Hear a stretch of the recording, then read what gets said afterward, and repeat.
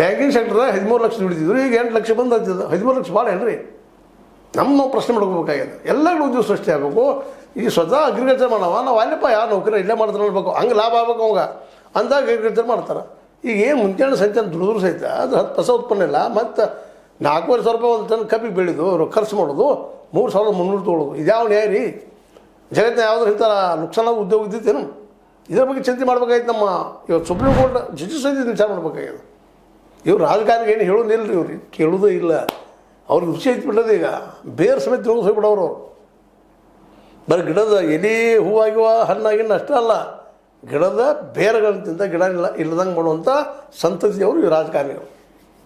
ಮತ್ತು ಇವರಿಗೆ ನೀವು ರೆವಡಿ ಕೊಡಬೇಡ್ರಿ ಅವ್ರ್ಯಾಕೆ ಬಿಡ್ತಾರೆ ರೀ?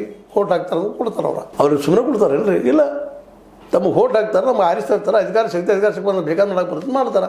ಇವತ್ತು ನಮ್ಮ ಸುಪ್ರೀಂ ಕೋರ್ಟ್ ಏನೇನೋ ಡಿಸಿಷನ್ ಮಾಡಿರುತ್ತೆ ಅದನ್ನ ಕೇಳೋ ಸ್ಥಿತಿ ಒಳಗೆ ನಮ್ಮ ರಾಜಕಾರಣಿಗಳಿಲ್ಲ, ಮತ್ತು ನಮ್ಮ ಜನಕ್ಕೂ ಯೋಚನೆ ಆಗಿದೆ. ಅಂದರೆ ಕಡೆಗೆ ಆ ಟೈಮ್ದಲ್ಲಿ ಕೊಡ್ತಾರೆ ಪಾಠ ವಸೂಲು ಮಾಡುವಂಥ ಮನೋಸ್ಥಿತಿ ಬೆಳೆದ ಇವತ್ತು. ಹೀಗಾಗಿ ಈ ಉಚಿತ ಕೊಡುಗೆಗಳು ನಿಲ್ತವಂತ ಏನಿಲ್ಲ. ಪಾಪ ನಮ್ಮ ಜಡ್ಜಸ್, ಸುಪ್ರೀಂ ಕೋರ್ಟ್ ಜಡ್ಜಸ್ ಅವರು ಹೇಳಲಿ, ಈಗ ಸೂರ್ಯಕಾಂತ್ ಅವರು ಮತ್ತು ಬಾಗ್ಚಿ ಅವರು ರೀ, ಆಮೇಲೆ ವಿಪುಲ್ ಎಂ ಪಂಚೋಲಿ ಅವರು, ಇವರೆಲ್ಲರೂ ನ್ಯಾಯಮೂರ್ತಿಗಳು ಇದು ತಪ್ಪಪ್ಪ, ಚಾಟಿ ಪೀಸ್ ಬೇಯಿಸ್ಯಾರ, ಚಾಟಿ ಹೊಡೆದಾರ, ಖರೆ ಅವ್ರಿಗೆ ಮೈಗೆ ನಡ್ಬೇಕಲ್ರಿ.